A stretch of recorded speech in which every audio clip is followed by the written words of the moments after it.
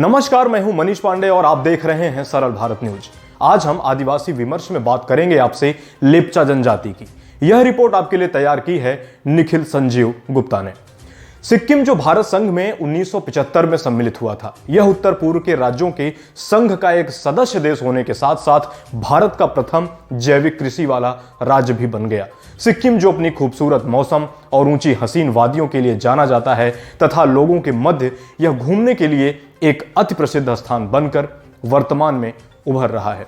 सिक्किम राज्य में वर्तमान में भूटिया, शेरपा, चुम्बीपा, तिब्बतन, दोपथपा, ट्रोमोपा, दुक्पा, योलमो, कागते और लेप्चा जैसी कुछ प्रमुख जनजातियां हैं। लेप्चा जनजाति, जिन्हें रोंग जनजाति भी कहा जाता है, जिसका अर्थ है खुदा के पुत्र, यह सिक्किम राज्य की सबसे पुरानी जनजाति होने के साथ साथ एक प्रमुख जनजाति भी है तथा भारत में इसकी संख्या अत्यंत निम्न है और ये अपने अस्तित्व के लिए अति संघर्षरत है।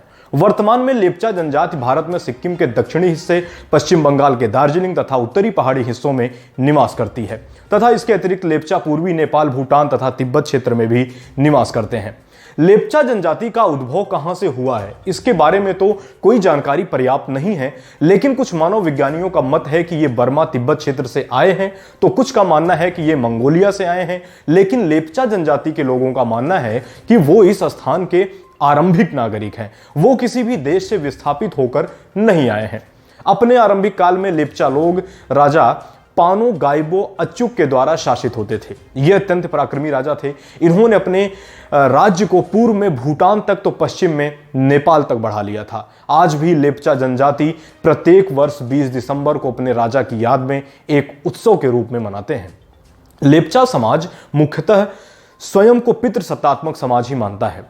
लेप्चा जाति की अपनी स्वयं की भाषा है, जिसका संबंध बोडो हिमालयी वर्ग की बर्मा तिब्बती भाषाओं से है तथा जिसका नाम लेप्चा भाषा है। यह अपनी स्वयं की लिपि का प्रयोग करते हैं, जिसे लेप्चा लिपि कहते हैं।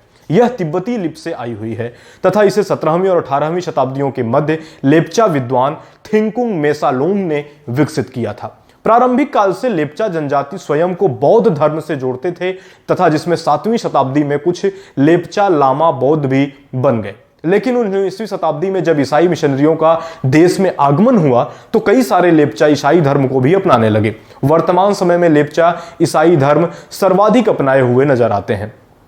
लेप्चा जनजाति अपने घर जमीन से लगभग 4 से 5 फीट की ऊंचाई पर बांस और लकड़ी की मदद से बनाते हैं। इनकी छत और दीवारें लकड़ी की होती हैं तथा इनका पूरा घर पर्यावरण के अनुकूल होता है तथा इस पर भूकंपी तरंगों का भी प्रभाव नहीं पड़ता, क्योंकि ये जमीन पर स्थिर नहीं होते हैं।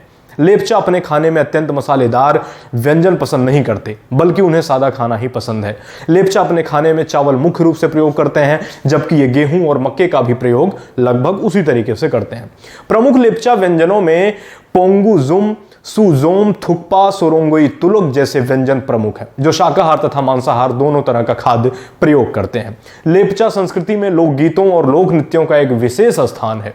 लेप्चाओं के प्रमुख नृत्यों में जो मालोक, चूफात, तेंडोंग, लोरमफात तथा किंचुक, चुबोमसा आदि प्रमुख हैं।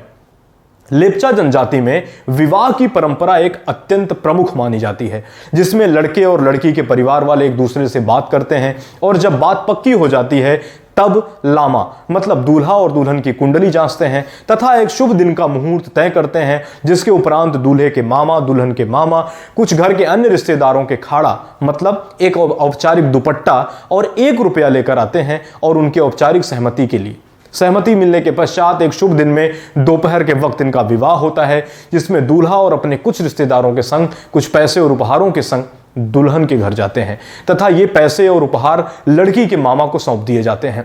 बारात के पहुंचने पर इनका पारंपरिक त्योहार नौमोचोक होता है तथा दुल्हन के पिता एक दावत का आयोजन करते हैं और विवाह समारोह संपन्न हो जाता है। लेप्चा मुख्यतः एक ही विवाह करते हैं, लेकिन ये अपने छोटे अविवाहित भाई को अपनी पत्नी की साझेदारी के लिए आमंत्रित कर सकता है, जो कि इनकी जाति में जायज माना जाता है। यही थोड़ा सा हमें अजीब लगा।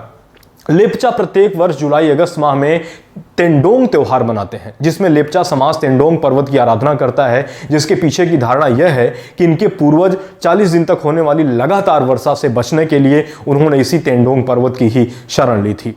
इस जनजाति से हमें सीख क्या मिलती है? वर्तमान में भारतीय समाज में दहेज प्रथा भले ही प्राचीन समाज में किसी बेहतर उद्देश्य के लिए प्रारंभ की गई हो, लेकिन वर्तमान में हमें उसका संकुचित रूप नजर आता है। लेप्चा जनजाति दहेज नहीं लेती है, उल्टा ये लोग लड़की के घर कुछ दहेज और शगुन लेकर विवाह करने के लिए जाते हैं। सबसे अच्छी सीख हमें यही मिलती है कि इन्होंने दहेज लेने पे बिल्कुल पाबंदी लगा रखी है और इनकी जनजाति में दहेज लेना पाप समझा जाता है।